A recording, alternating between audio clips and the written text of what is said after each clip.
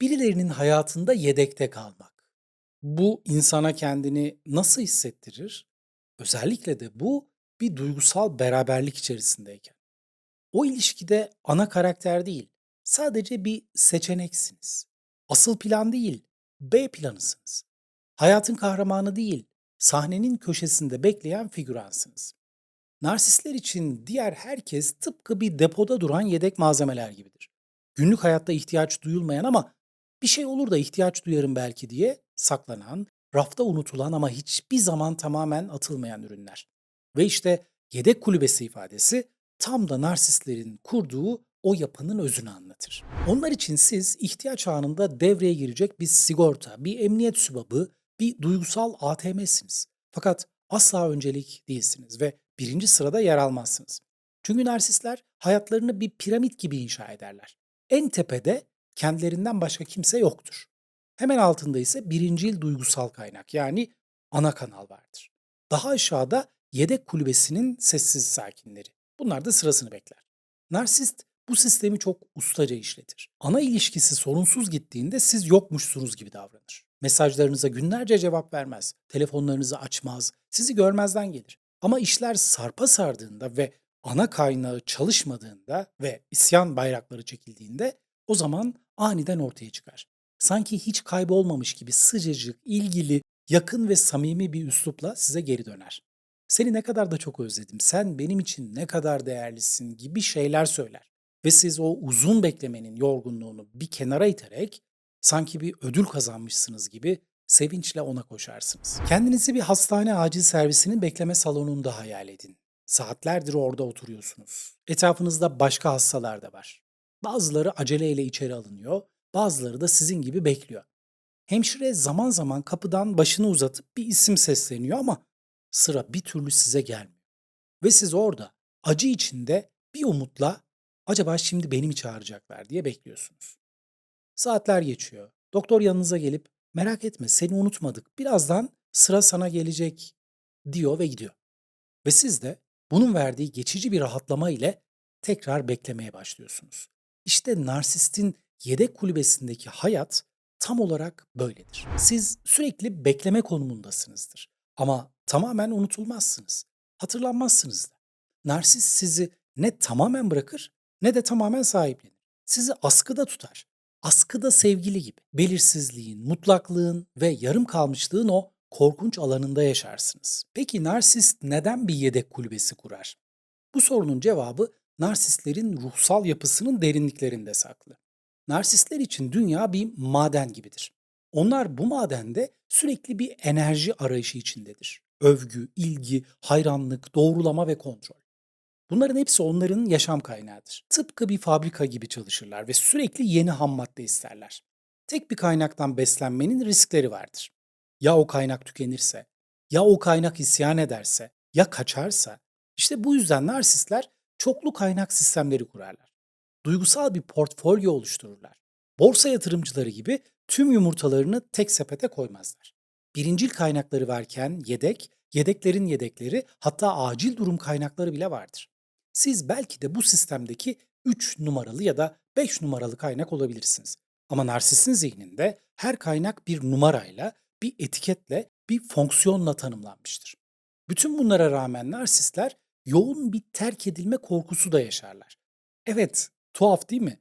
Tüm o kibir, büyüklenmeci tavırlar ve üstünlük kompleksinin altında derin bir boşluk, terk edilme korkusu ve değersizlik hissi yatar. Onlar kendi benliklerini başkalarının hayranlığı ve onayıyla inşa ettikleri için o onayın bir gün kesilmesinden dolayı dehşete kapılırlar. Bu yüzden de hiçbir zaman tek bir kaynağa güvenmezler. Yedek kulübesi onların psikolojik sigorta poliçesidir. Belki de şu an kendi kendinize acaba ben de bir yedek miyim diye soruyor olabilirsiniz. Eğer şu durumlardan birkaçını yaşıyorsanız cevap muhtemelen evettir. Bu ilişkinin görünmez insanı mısınız? Narsist sizinle sadece uygun olduğunda mı iletişime geçiyor?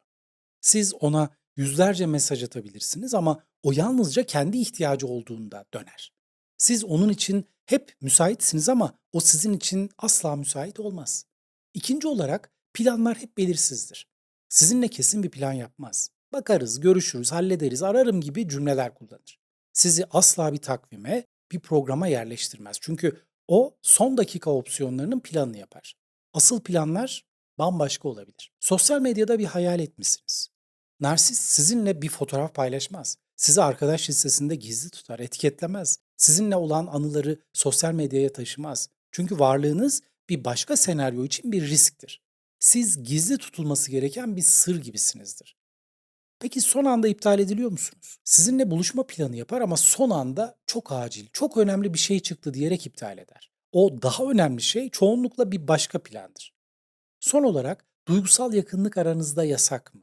Narsist sizinle derin, samimi, gerçek bir bağ kurmaz. Her şey yüzeysel, her şey kontrollüdür. Siz gerçek duygularınızı ifade ettiğinizde o mesafe koyar. Çünkü duygusal yakınlık narsist için bir tehdittir.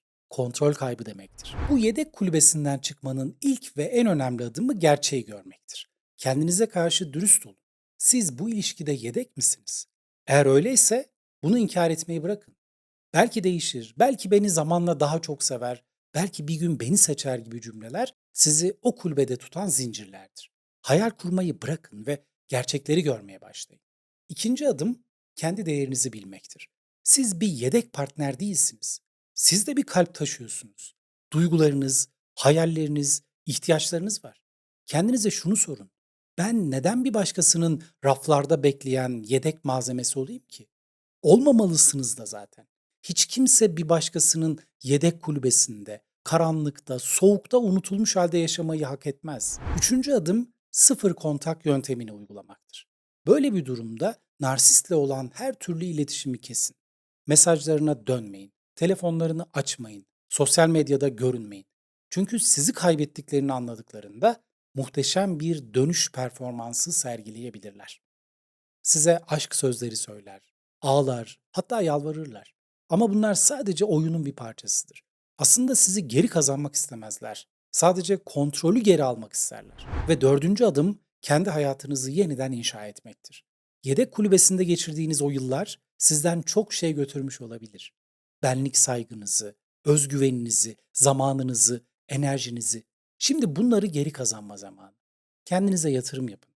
Hobilerinize zaman ayırın. Gerçek, sağlıklı ilişkiler kurun.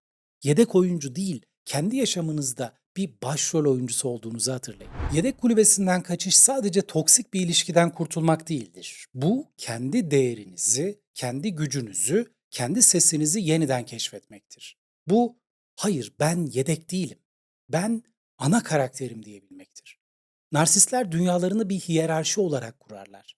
En üstte kendileri, altında ise sırayla derecelendirdikleri insanlar vardır. Ama gerçek şu ki siz hiç kimsenin hiyerarşisinde bir yerde olmak zorunda değilsiniz. Siz kendi hikayenizin kahramanısınız. Hayat çok kısa. Birilerinin yedek planı olarak geçirmek için çok daha kısa.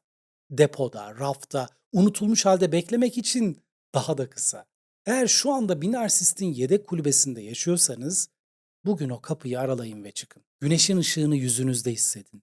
Özgürlüğün havasını ciğerlerinize çekin. Ve bir daha asla kimsenin hayatında yedek kulübesinde beklemeyi kabul etmeyin. Çünkü yedek olmayı bıraktığınız an gerçekten yaşamaya başlarsınız.